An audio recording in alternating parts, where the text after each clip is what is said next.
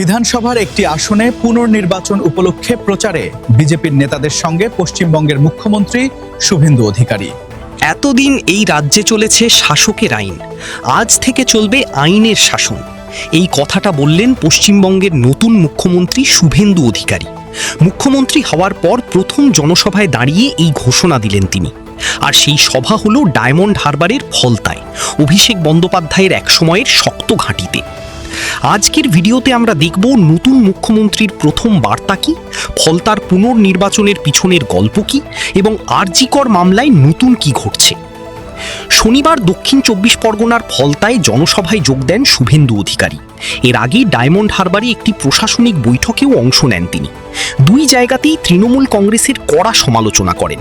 বললেন, এই ফলতার মানুষ ২০২১, ২০২৪ এবং পঞ্চায়েত নির্বাচনে ঠিকমতো ভোট দিতে পারেননি, ভোট কেটে নেওয়া হয়েছে। আর সেই কাজ করিয়েছেন অভিষেক বন্দ্যোপাধ্যায়ের সাঙ্গপাঙ্গরা। এই অভিযোগ কিন্তু শুধু কথার কথা নয়। নির্বাচন কমিশনও অনিয়মের অভিযোগ পেয়ে ফলতা আসনের ভোট বাতিল করে পুনর্নির্বাচনের ঘোষণা দিয়েছে। আগামী ২১ মে সেই পুনর্নির্বাচন, ২৮৫টি কেন্দ্রে ভোট হবে, ফল ঘোষণা ২৪ মে। এই আসনে এবার লড়াই হচ্ছে ৪ প্রার্থীর মধ্যে। তৃণমূলের জাহাঙ্গীর খান, বিজেপির দিবাংশু পাণ্ডা, কংগ্রেসের আব্দুর রাজ্জাক মোল্লা এবং সিপিএমের শম্ভুনাথ কুর্মী। শুভেন্দু স্পষ্ট বার্তা দিয়ে গেলেন, এবার ফলতার মানুষ নির্ভয়ে ভোট দিতে পারবেন। ডায়মন্ড হারবার যাওয়ার পথে একটি মানবিক মুহূর্তও তৈরি হলো।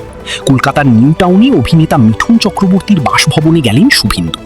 মিঠুনদা আবেগ আপ্লুত হয়ে বললেন, শুভেন্দুই এই রাজ্যের সেরা মুখ্যমন্ত্রী, এর চেয়ে ভালো মুখ্যমন্ত্রী পশ্চিমবঙ্গে হতে পারেন না। এবার আসি আরজিকর প্রসঙ্গে। এই মামলাটা শুধু একটা ধর্ষণ ও হত্যার মামলা নয়, এটা পুরো পশ্চিমবঙ্গের বিবেককে নাড়িয়ে দেওয়া একটা ঘটনা। কলকাতার আরজিকর হাসপাতালে নারী চিকিৎসক অভয়াকে ধর্ষণ ও হত্যার সেই মামলায় শনিবার বিচারপতি সুজয় পাল নতুন একটি ২ বিচারপতির বেঞ্চ গঠন করেছেন। বিচারপতি শম্পা সরকার ও বিচারপতি তীর্থঙ্কর ঘোষের এই বেঞ্চ এখন মামলাটি নতুন করে দেখবে। এর আগেই নির্বাচনী প্রচারে শুভেন্দু অধিকারী প্রতিশ্রুতি দিয়েছিলেন, ক্ষমতায় এলে আরজিকর মামলা আবার আদালতে উপস্থাপন করা হবে। সেই কথা রাখার প্রথম পদক্ষেপ হিসেবেই দেখা হচ্ছে এই নতুন বেঞ্চ গঠনকে। নিহত চিকিৎসক অভয়ার মা রত্না দেবনাথ বারবার বলে আসছেন, তার মেয়ের হত্যার সঠিক বিচার হয়নি।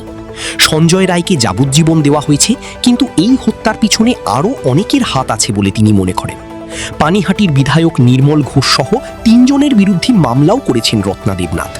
এই নির্বাচনে তিনি নিজেই বিজেপির টিকিটে পানিহাটি আসনে জয়ী হয়েছেন। এখন তিনি আইন প্রণেতা। মেয়ের বিচারের লড়াইটা এবার বিধানসভার ভেতর থেকেও লড়তে পারবেন। নতুন সরকার, নতুন প্রতিশ্রুতি, নতুন বিচার ব্যবস্থার সূচনা। পশ্চিমবঙ্গ এখন একটা বড় পরিবর্তনের মুখে দাঁড়িয়ে। শুভেন্দু অধিকারী কতটা পারবেন সেই প্রতিশ্রুতি রাখতে, সেটাই এখন সবচেয়ে বড় প্রশ্ন। আপনার কি মনে হয়, নতুন সরকার সত্যিই আইনের শাসন প্রতিষ্ঠা করতে পারবে?